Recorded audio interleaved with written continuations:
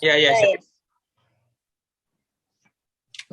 Halo teman-teman, di sini kita dari kelompok Lontong Kupang ingin memberitahu dan ingin berdiskusi sedikit tentang cara bagaimana kita mengembangkan produk yang sedang kita jalankan. Nah, di sini kita akan bahas produk kita yang sebelumnya adalah sepatu sama seragam sekolah serta ini kelengkapannya. Ini kita bagaimana sih cara kayak menarik customer, bagaimana sih kayak membuat produk itu lebih menarik di customer. Jadi kayak sekarang ini perkembangan pasar yang begitu dinamis membuat pelaku usaha seperti kita ini selalu melakukan penelitian. Jadi kita selalu meneliti apa nih yang kurang dari produk kita, apa nih yang kurang dari kemasan produk kita kayak gitu. Nah, itu semata-mata untuk ini sih kepuasan customer pertama, kedua juga pemasukan untuk kita juga kan nantinya. Nah, seiring dengan berkembangnya kompetisi bisnis di sini, kita sebagai pelaku usaha juga harus menemukan cara bagaimana mengembangkan produk yang berpotensi diserap pasar kayak gitu itu. Di sini mengembangkan produk bukanlah proses yang mudah untuk kita. Jadi nggak mudah ya teman-teman untuk mengembangkan produk itu serta mengembangkan bagaimana sih untuk diterima masyarakat luas.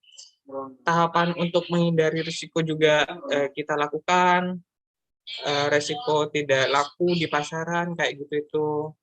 Selanjutnya mungkin ada yang mau menambahkan, silahkan. Menurut saya, di sisi lain, usaha juga harus memikirkan strategi begitu yang tepat untuk cara memasarkannya. Hal itu memang harus dilakukan agar animo masyarakat terbentuk dan produk cepat diserap oleh pasaran. Selain itu juga pengembangan produk termasuk dalam proses perubahan yang dilakukan pada produk yang sudah ada sebelumnya, sekaligus sebagai proses mencari inovasi guna menambah nilai terhadap produk lama dan mengkonversikannya ke dalam bentuk produk tersebut. Dengan dilakukannya pengembangan produk, itu artinya pemilik usaha sudah paham dan mengetahui terkait kebutuhan dan juga keinginan pasar. Boleh ditambahi? Nah, tujuannya apa sih dari pengembangan produk itu sendiri? Kenapa kok kita harus ngembangin produk kita? Nah, tujuan dari adanya pengembangan produk yaitu untuk memberikan nilai yang maksimal bagi para konsumen. Tidak hanya itu, hal tersebut juga bertujuan untuk memenangkan persaingan pelaku usaha dengan cara memilih produk yang inovatif. Jadi kita itu harus ngembangin produk kita biar nggak kalah sama kompetitor lain atau pengusaha lain. Kemudian juga produk yang telah dimodifikasi dan memiliki nilai tinggi, baik itu dalam hal desain, kemasan, ukuran, dan lainnya. Setiap perusahaan yang bergerak di bidang yang berbeda akan mengikuti strategi pengembangan produk masing-masing. Beberapa anggota akan melakukan inovasi, sedangkan yang lainnya akan fokus pada adaptasi dalam pengembangan produk saat ini. Itu sih dari saya. Mungkin saya mau memberi tanggapan lain.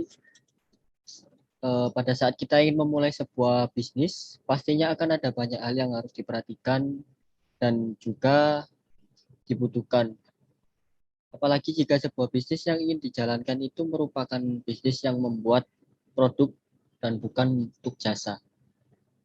Pastinya kita harus membuat kemasan pada produk yang kita jual tersebut. Contohnya dalam membuat kemasan produk, faktor keamanan dan kenyamanan adalah hal yang pertama dan sangat penting yang harus kita pastikan.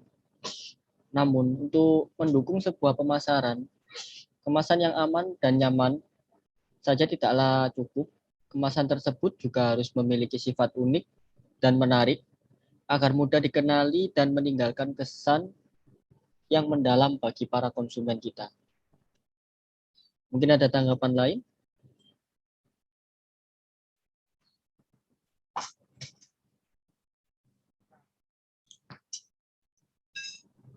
Sela mungkin mau menanggapi, Sela.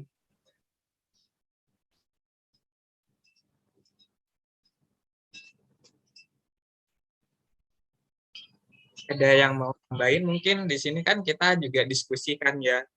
Mungkin ada beberapa teman-teman yang mau nambahin di sini. Siapa mungkin nih, kan kita diskusi nih biar enggak ini, jadi ini kayak apa ya? Ya, saya mau menambahin, Mas. Oke, silakan Oki. Seharusnya kita mencoba untuk mengadakan riset pada kompetitor produk serupa, memperhatikan warna-warna yang biasa digunakan pada kemasan produk kompetitor, dan memulai untuk menentukan warna yang berbeda. Karena warna yang cerah biasanya menjadi salah satu pilihan tepat, karena mencolok dan lebih gampang dilihat oleh customer. Mungkin seperti itu sih. Lanjut mungkin, soalnya Jika waktu kita Zoom kita tinggal 5 menit. Jika kita membuat suatu produk dengan kemasan menarik, kita harus perhatikan detail-detail kecil seperti kata-kata atau informasi yang diperlukan untuk konsumen kita. Dan buatlah desain kemasan itu semenarik dan serapi mungkin. Itu tambahan dari saya.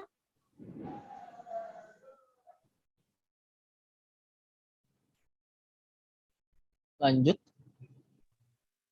Ada yang mau nambahin mungkin Saya silahkan. ingin menambahkan pendapat saya.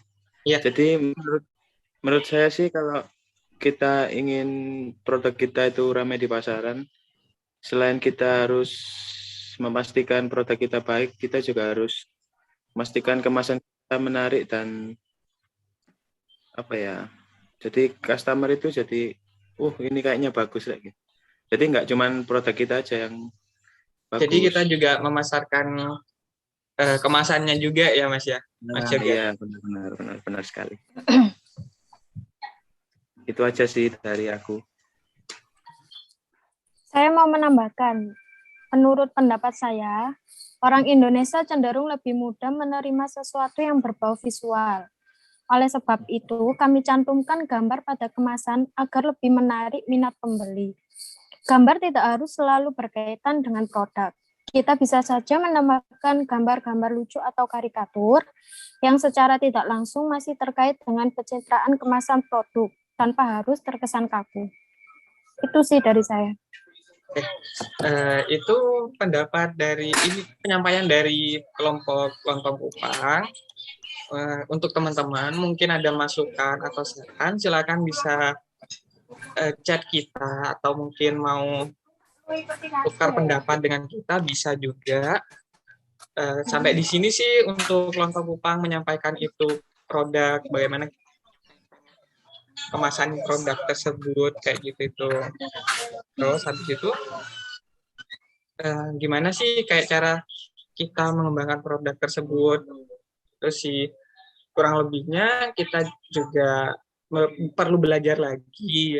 Jadi kurang lebihnya mohon maaf untuk kekurangan kita. Selamat malam. Selamat malam. Terima kasih teman-teman. Terima kasih. Terima kasih.